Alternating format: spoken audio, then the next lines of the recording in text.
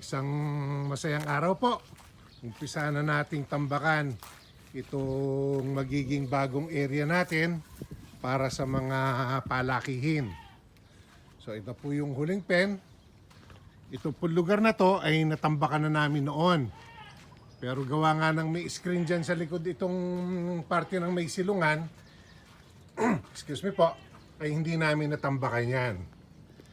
So, patuloy po nating aayusin to. Nagka-diferensya lang ng kaunti yung bobcat, nagbara po yung ating diesel, kaya nagpalit muna kami ng filter. Pero ito ang ating tatambakan.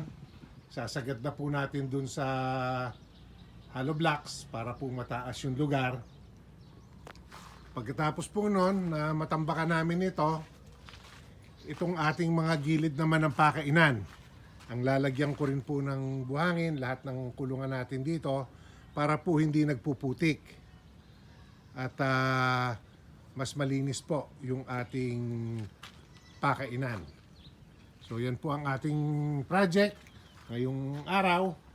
Tatapusin po nating magtambak at ito pong gilid rin ng mga kulungan ay padadaanan natin ng bobcat para po mabunot na itong mga damo. Particularly po yung mga hagonoy para po luminis ang ating area. So yan po ang ating gagawin. Trial po natin kung aandar na ang bobcat ngayong napalitan na po ang kanyang fuel filter. So ito po yung shed na kanina na ipakita ko na, natatambakan natin. Yan po, ang tambak ay bato at buhangin ng ilalim, lupa po ang itaas. Yung lupa po, naglagay din kami dito sa gilid para po may rampa yung mga baboy. Hindi na po may hirapan sa pagtalon ng hollow blocks. Ito pong side nito, lalagyan natin ng kaunti rin para hindi iwas disgrasya po. Although kayang-kaya po nilang talunin yan. Kaya lang po, pag unang lipat at maliliit pa yung mga baboy, para iwas po sa aksidente, kaya nilagyan ko na po ng rampa. Kung makikita nyo po, dito sa kabilang kulungan, ang ginawa namin ay kinalas namin yung ibang hollow blocks para po hindi sila hirap sa pagtawid. Yung lupa po na itinambak ko naman ay dito lang namin kinayod sa loob din po ng kulungan. So, ngayon pong ready na ang ating lugar. Ang next step ay magpuputol po ng damo. So pag-grass cutter po natin ito, yun na lang pong mower ng traktora ang gagamitin namin para madali. Tapos yung mga sides ay puputulan din. Sabog po ng pulot at asin. Ito pong area ito, malamang ay gagamit kami ng mga 4 hanggang 5 sakong pulot. May bagong stock naman po tayo ng pulot na ipakita ko noon na kumuha po ako ng 10 bag. So pag nagamit po natin yon, kailangan ko uling kumuha ng another 10 to 15 para po may pang standby tayo. Gawa ng matapos po masabugan ito at malagyan natin ng mga ating aawatin na. Itong mga ito naman po, ang magdi-deliver tayo ng 8 kay ka-farmer. Yung matitira ay itatawid na po natin dun sa kabilang kulungan. At pagkatapos po nun, ito naman ay sasabugan din natin ng apog at asin. Makalipas po siguro ng another 2 weeks, ay aawatin na natin lahat ang malalaking biik doon po sa ating consolidated pen at doon sa ating second breeding pen. Kaya po malalagyan din natin ito ng another 60 to 70 heads. Ganun po ang ating magiging galaw, kaya kailangan nating mag-ayos ng mga kulungan. Kaya po maliban sa mga ito, magde-develop pa ako ng kulungan dun sa may likod ng farm para po nakahiwalay. At yung pong dating palakihan natin ay aayusin na rin namin para naman po doon sa ating mga iaanak sa Sampalok, yung atin pong 10 dumalaga. So siyam lang po malamang ang buntis doon.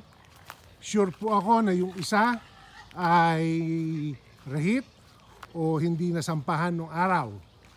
So pagkatapos po ni third kay Miss K, ay ibabalik ko agad siya doon para po itong November ay masampahan na yung naiwan na yon.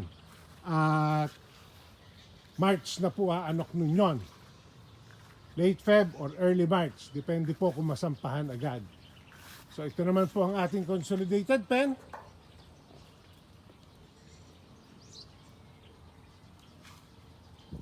Kainitan na po. Tanghali na. Pasado alauna na po. Kaya ang ating mga alaga ay nasa paliguan yan o doon po sa may silong na namamahinga. So yan po muna ang ating update ngayon. Dugsungan ko po ito pagkatapos ng ating mga gawain para po maipakita ko pa sa inyo ang ibang improvement na ating ginagawa. Sabay ako kay Farmer Anthony sa kanyang vlog. So ito po yung ating tinambakan na kahapon na kanilang silungan at tulugan. At ito yung area na kahapong naipakita ko. Madumi pa siya. Pero ngayon po naputulan na ng damo. Kaya ang buong area na to sasabugan na natin ng apog na may asin. Ito pong mga ganyan lugar na nakudkurang ko at yun ding tulugan na tinambakan natin ng bagong galaw na lupa, mas makapal po ang sabog ng apog dito sa loob na yan at dito po sa areang ito. Compare natin dito sa area na may damo lang. So next week pwede na tayong maglipat dito. Luluwag na po yung ating mga alaga doon sa ating second breeding pen. So pasyalan lang po natin yung ating mga alaga sa second breeding pen at tignan natin ang mga nangangain nating mga palakihin. So ito po yung ating mga grupo ng kasunod na palakihin at ayan po ang mga kambing na nakikisosyo sa kanilang pagkain.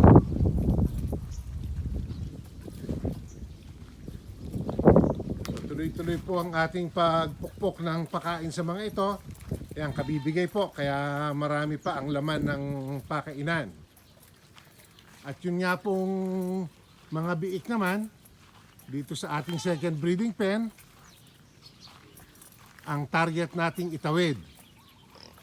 So by next week po, mahahati na natin ang laman ng kulungan na ito ng mga biik at itatawid na po natin doon sa ating winning growing pen na bagong gawa lang.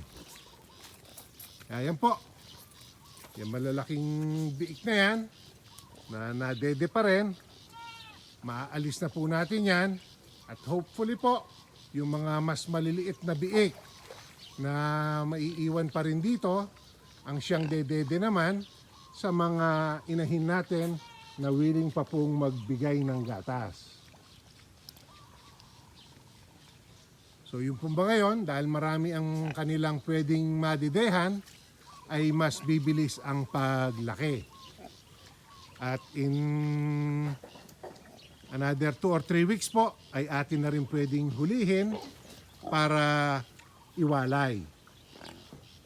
Sasama na po natin nun yung iba pang mga biik na nandun sa ating consolidated pen. So yan po ang ating susunod na mga gawain dito sa 4A Animal Farm. Maraming salamat po sa inyong laging pagsama. Please share, like, and subscribe.